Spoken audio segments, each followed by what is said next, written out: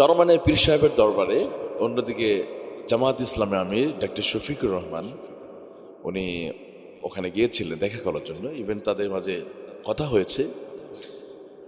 আমরা এটাই চাই যে যুগপৎ আন্দোলনে ইসলামী দলগুলো ঐক্যবদ্ধ হয়ে থাকবে। এটা এদেশে 16 কোটি মানুষের অন্তরে চাওয়া। হোক না আমাদের ভিতরে ছোটখাটো বিষয়ে আমাদের মতের ভিন্নতা থাকতে পারে, কিন্তু কালিমাতুল্লাহি আল উলিয়া, দিন প্রতিষ্ঠায়, দিন কায়েমে কিন্তু আমাদের স্লোগান এক। আমাদের মাসালা আলাদা হতে পারে, কিন্তু আমাদের স্বপ্ন দিন ইস্টাবলিশ করা, দিনকে প্রতিষ্ঠা করা।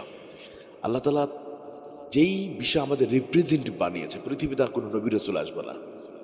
নবী রাসূল আসার রাস্তা আল্লাহ তাআলা একদম ক্লোজ করে দিয়েছে, কিন্তু নবী রাসূল আসবে না ঠিক, কিন্তু তাদের রিপ্রেজেন্টেটিভ প্রতিনিধি আল্লাহ তাআলা পৃথিবীতে পাঠাবে।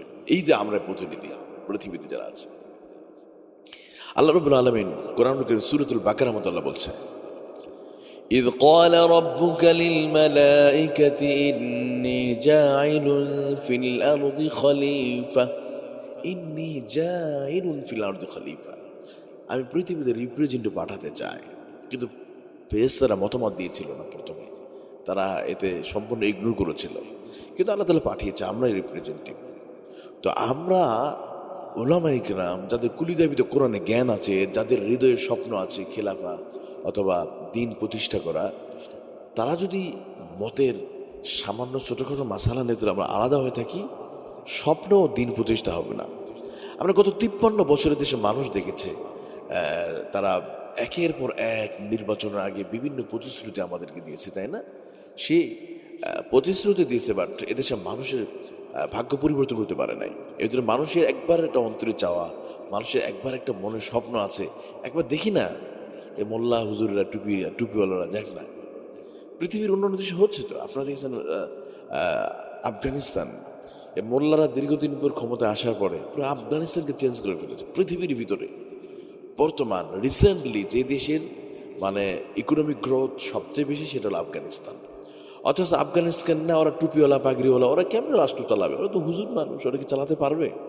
আজকে চোখে আঙ্গুল দিয়ে দেখে দিল, হুজুররা শুধু মসজিদ নিয়েই থাকতে পারে না, শুধু মসজিদ মাদ্রাসা না, ওনারা মসজিদও চালাতে পারবে, রাষ্ট্র পরিচালনা করবার মতো যোগ্যতা তাদের ভিতরে আছে।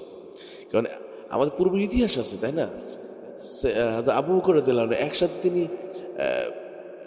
রাষ্ট্র চালিয়েছে, অন্যদিকে ইমামতি করেছে, অন্য সংসার চালিয়েছেন, পরিবার দেখেছেন, রাষ্ট্র চালিয়েছেন। তা এখন আমাদের মতের ভিন্নতা দূর করে আমাদের কালিমা এক, আমাদের কোরআন এক, আমাদের বাইতুল্লাহ এক, আমাদের কবরও যাব, কবর এক, কাফনা কাপড় কালার এক, শরীরের রক্তের কালার এক।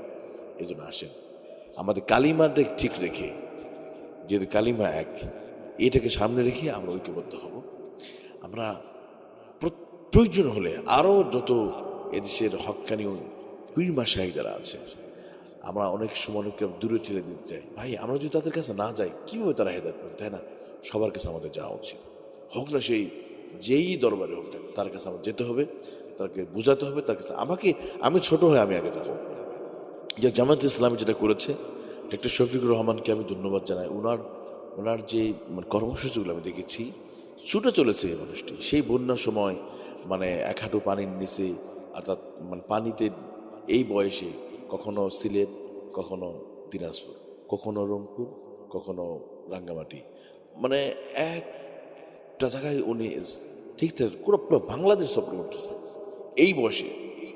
ওনার যে মনের স্বপ্নটা, যে আসেন আমরা একত্রিত হই, আমরা দিনের জন্য, তাহলে আমরা যদি এক হতে পারি, তাহলে এই দিক সে আর আলেমদেরকে জেলে যেতে হবে না, কোরআনে মাহফিলে অনুমতির জন্য কোনো এলাকার কোনো পাতি নেতার কাছে যাওয়া লাগবে না, একটা মাদ্রাসা দেওয়ার জন্য কোনো এলাকার মানুষের কাছে যেতে হবে না, তাহলে অটোমেটিকলি পরিবর্তন হয়ে যাবে। আর আল্লাহ তাআলা তো ঠিক এটাই বলেছে, ওয়াতাসিমু বিহাবলিল্লাহ জামিআ ওয়া লা তাফাররাকু। আল্লাহ তাআলা আমাদের সবাই কবুল করুন।